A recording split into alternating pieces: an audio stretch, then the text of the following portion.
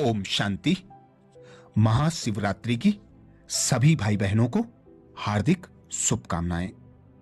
क्यों मनाते हैं महाशिवरात्रि और किस दिन मनाया जाता है? महाशिवरात्रि फाल्गुन माह के कृष्ण पक्ष की चतुर्दशी तिथि को मनाई जाती है। शिवरात्रि का पर्व भगवान शिव और माता पार्वती को समर्पित है। इस दिन माता पार्वती और भगवान शिव शादी के बंधन में बंधे थे, इसलिए इस दिन माता पार्वती और भगवान शिव की पूजा अर्चना बड़ी युक्ति से की जाती है, विधि विधान से की जाती है। ऐसा माना जाता है कि यह करने से सुख और सौभाग्य का आशीर्वाद प्राप्त होता है।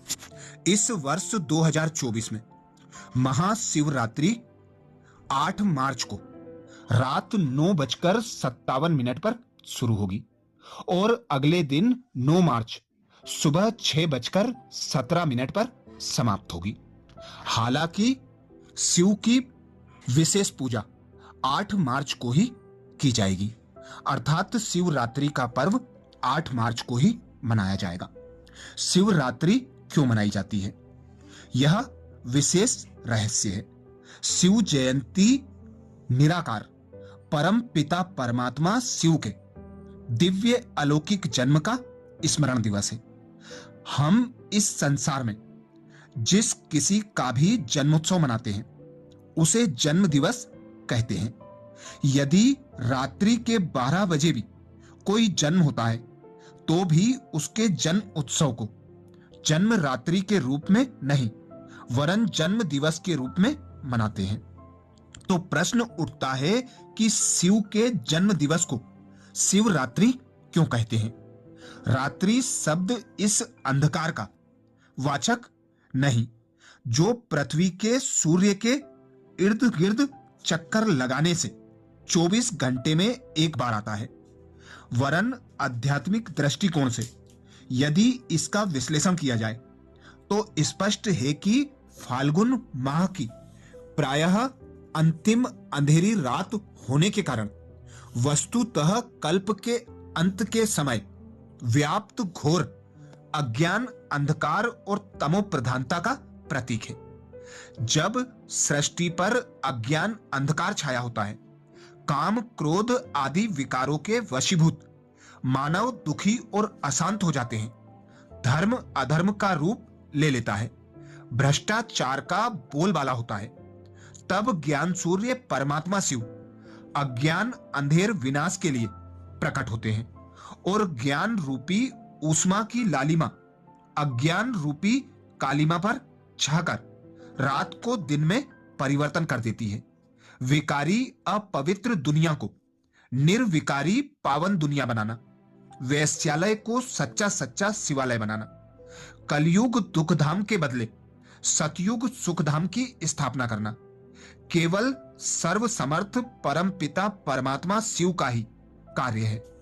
अब कल्प के वर्तमान संगम युग में शिव अवतरित होकर फिर से वही कर्तव्य करा रहे हैं। चूंकि वह है अजन्मा, अर्थात अन्य आत्माओं के सदृश माता के गर्भ से जन्म नहीं लेते हैं और उन्हें पुनः देवीय राज्य की स्थापना का कर्तव्य ही करना होता है। वे इस कर्तव्य की पूर्ति हेतु पर काया प्रवेश करते हैं, अर्थात स्वयंभू परम पिता परमात्मा शिव प्रकृति को वश में करके साधारण वृद्ध तन में प्रविष्ट होते हैं और फिर उस तन का नाम रखते हैं प्रजापिता ब्रह्मा। प्रजापिता ब्रह्मा के साकार माध्यम द्वारा वे ज्ञान यज्ञ रचते हैं जिसमें सारी आसुरी सृष्टि की आहुति पड़ जाती है, अर्थात पुरानी कलयुगी सृष्टि का विनाश हो जाता है और नई सतयुगी सृष्टि स्थापन होती है। शिवलिंग के अतिरिक्त जटाधारी तपस्वी मूर्त गले में सर्प धारण किए एक देव प्रतिमा भी देखने में आती है जिन्हें शंकर नाम से जाना जाता है। यह जानना नितांत आवश्यक होगा कि शिव और शंकर के कर्तव्यों के आधार पर महान अंतर है। परम पिता परमात्मा जिन्हें निराकार व ज्योतिर्बिंदु कहा जाता है, का प्रतीक शिवलिंग है, जबकि शंकर प्रकाशमय आकारी देवता है। शिव योगेश्वर है, शंकर योगी मूर्ति है। शिव रचयिता है, शंकर रचना है। शिव पिता है, शंकर उनके पुत्र हैं। हम शिवरात्रि मना रहे हैं, ना कि शंकर रात्रि। त्रुटि केवल दोनों के नाम जोड़ देने से हुई है। शिवरात्रि से संबंधित कुछ रस्म रिवाज जो प्राचीन समय से चले आ रहे हैं, उनका रहस्य जानेंगे। चूंकि परम पिता परमात्मा शिव बिंदु रूप है, इसलिए भक्तजन विशाल शिवलिंग बनाते हैं।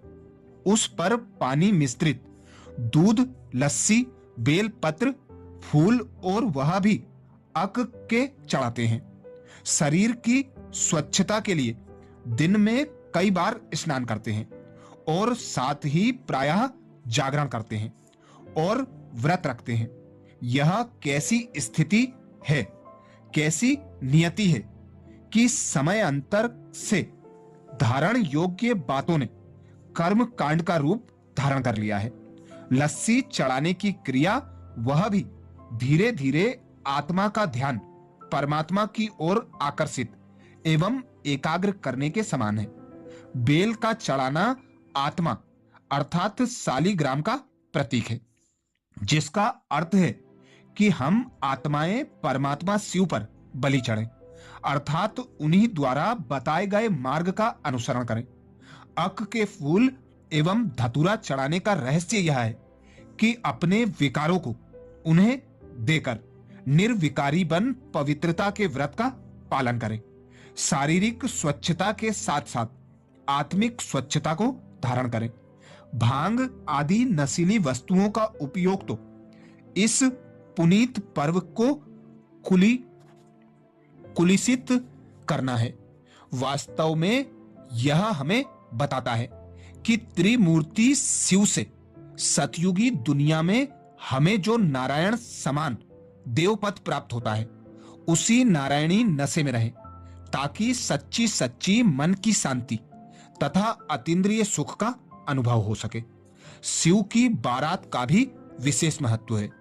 परम पिता परमात्मा शिव संसार की समस्त आत्माओं को पवित्र बनाकर उनके पथ प्रदर्शक बनकर परम धाम वापस ले जाते हैं।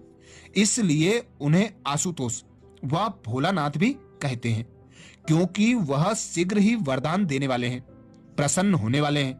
जिस व्रत से परम पिता परमात्मा प्रसन्न होते हैं वह है ब्रह्मचर्य व्रत। यही सच्चा उपवास है, क्योंकि इसके पालन से मनुष्य आत्मा परमात्मा का समीप्य प्राप्त होता है। इसी प्रकार एक रात जागरण करने से अविनाशी प्राप्ति नहीं होती, परंतु अब तो कलयुगी रूपी महारात्रि चल रही है, उसमें आत्मा को ज्ञान द्वारा जागृत करना ही जागरण है। इस जागरण द्वारा ही मुक्ति, जीवन मुक्ति मिल सकती है। शिव ही सर्व आत्माओं के परम प्रिय और परम पिता हैं। हमारा यह विश्वास है कि यदि सभी को शिवरात्रि का परम पिता परमात्मा शिव का परिचय दिया जाए तो सभी संप्रदायों को एक सूत्र में बांधा जा सकता है, क्योंकि परम पिता परमात्मा शिव का स्मृति चिन्ह शिवलिंग के रूप में सर्वत्र सर्व धर्मावलंबियों द्वारा मान्य है। यद्यपि मुसलमान मूर्ति पूजा का खंडन करते हैं, तथापि मक्का में संगे औषध नामक पत्थर को आदर से चूमते हैं, क्योंकि उनका यह दृढ़ विश्वास है कि यह पत्थर भगवान का भेजा हुआ है। अतः यदि उन्हें यह मालूम पड़ जाए कि भारतवासी खुदा अथवा भगवान को शिव मानते हैं, तो दोनों धर्मों में भावनात्मक एकता हो सकती है।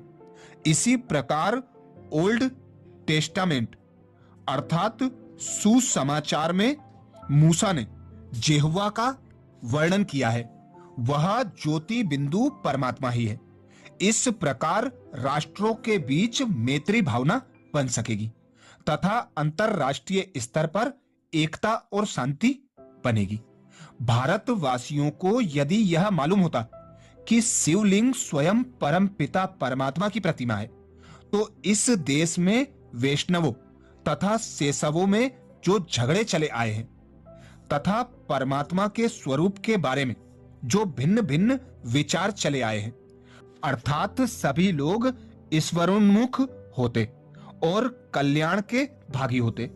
रामेश्वर में राम के भी ईश्वर शिव है। इसी प्रकार वृंदावन में कृष्ण के इष्ट गोपेश्वर है तथा एलिफेंटा में त्रिमूर्ति शिव के चित्र से स्पष्ट है कि सर्व धर्मों को एक सूत्र में बांधने वाला परम पिता परमात्मा शिव ही है। शिवरात्रि का त्योहार सभी धर्मों का त्योहार है तथा सभी धर्म वालों के लिए भारतवर्ष तीर्थ है। यदि इस प्रकार का परिचय दिया जाता तो विश्व का इतिहास ही कुछ और होता तथा सांप्रदायिक दंगे, धार्मिक मतभेद, रंग भेद, जाति भेद नहीं होते। चहु और भ्रातृत्व भावना होती, भाईचारा होता। आज पुनः वही घड़ी है, वही दशा है, वही रात्रि है जब मानव समाज पतन की चरम सीमा पर पहुंच चुका है। ऐसे समय में कल्प की महानतम घटना तथा दिव्य संदेश सुनाते हुए अति हर्ष हो रहा है कि कलयुग के अंत और सतयुग के आदि इस समय संगम युग पर ज्ञान सागर, प्रेम करुणा के सागर, पतित पावन स्वयंभू परमात्मा शिव हम जीव आत्माओं की बुझी हुई ज्योति जगाने हेतु अवतरित हो चुके हैं और साकार प्रजापिता ब्रह्मा के माध्यम द्वारा सहज ज्ञान व सहज राजयोग की शिक्षा देकर विकारों के बंधन से छुड़ाकर निर्विकारी पावन देवपद प्राप्ति करा रहे हैं, देवीय स्वराज्य की पुनः स्थापना करा रहे हैं।